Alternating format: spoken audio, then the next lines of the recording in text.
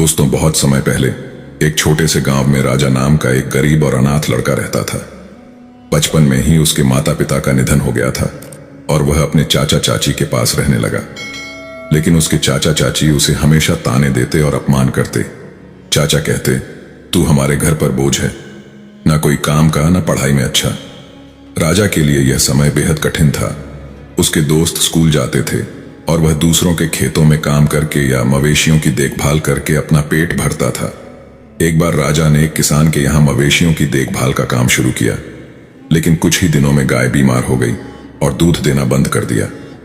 किसान ने गुस्से में राजा को निकालते हुए कहा, तू अपशगुनी है, तेरी वजह से मेरे मवेशी भी खराब हो गए।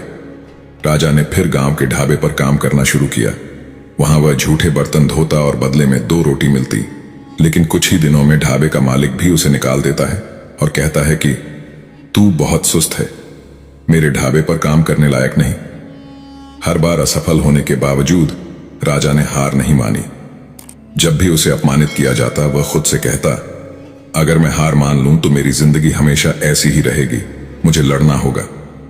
एक रात जब राजा भूखा प्यासा गांव के तालाब के पास बैठा था, उसने आसमान में एक चमकता तारा देखा। उसे लगा जैसे यह तारा उसे संकेत दे रहा हो।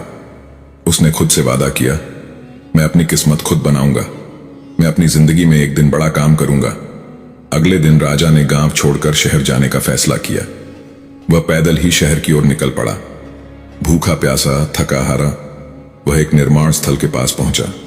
वहां के ठेकेदार ने उसे देखा और कहा, काम करना चाहते हो? राजा ने बिना सोचे समझे हां कह दिया। ठेकेदार ने राजा को ईंटें ढोने का काम दिया। काम कठिन था, लेकिन राजा ने बिना शिकायत किए मेहनत शुरू कर दी। वहां काम करते हुए उसने देखा कि मजदूर अपनी किस्मत को कोसते रहते हैं। लेकिन राजा ने सोचा, अगर मैं इस काम को समझूंगा और मेहनत करूंगा तो एक दिन मुझे मौका जरूर मिलेगा। वह खाली समय में काम को ध्यान से देखता और ठेकेदार से सवाल पूछता। उसने धीरे धीरे निर्माण के हर पहलू को समझना शुरू कर दिया। एक दिन जब ठेकेदार ने उसे बड़ी जिम्मेदारी देने से मना किया, राजा ने कहा, मुझे एक बार मौका दीजिए, अगर मैं असफल हो गया तो मुझे हटा दीजिए। ठेकेदार ने अनमने मन से हामी भरी और राजा ने अपनी मेहनत से सबको चौंका दिया। राजा की लगन ने मजदूरों के बीच उसे लोकप्रिय बना दिया। सभी उसे पसंद करने लगे और उसकी इज्जत करने लगे। कुछ समय बाद मजदूरों ने मिलकर राजा को अपना नेता चुन लिया। नेता बनने के बाद राजा ने मजदूरों के लिए बेहतर परिस्थितियां बनाई और ठेकेदार से निर्माण के हर पहलू को सीखना शुरू किया। उसने पैसे बचाए और छोटी मोटी जिम्मेदारियां लेना शुरू किया। कई सालों की मेहनत के बाद राजा ने खुद का एक छोटा ठेकेदार व्यवसाय शुरू किया। धीरे धीरे उसकी मेहनत रंग लाई और बड़े बड़े बिल्डर उसके पास काम देने आने लगे। एक समय ऐसा आया जब राजा ने अपने नाम से एक बड़ी इमारत बनवाई।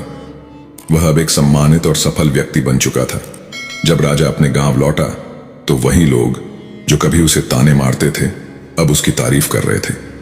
राजा ने गांव में एक स्कूल खोला ताकि गरीब बच्चे पढ़ाई कर सकें। उसने अनाथ बच्चों के लिए एक अनाथालय भी बनवाया। राजा की जिद और मेहनत ने उसे यह सिखाया था कि सफलता कोई रातों रात मिलने वाली चीज नहीं है। यह धैर्य, मेहनत और सीखने की लगन से मिलती है।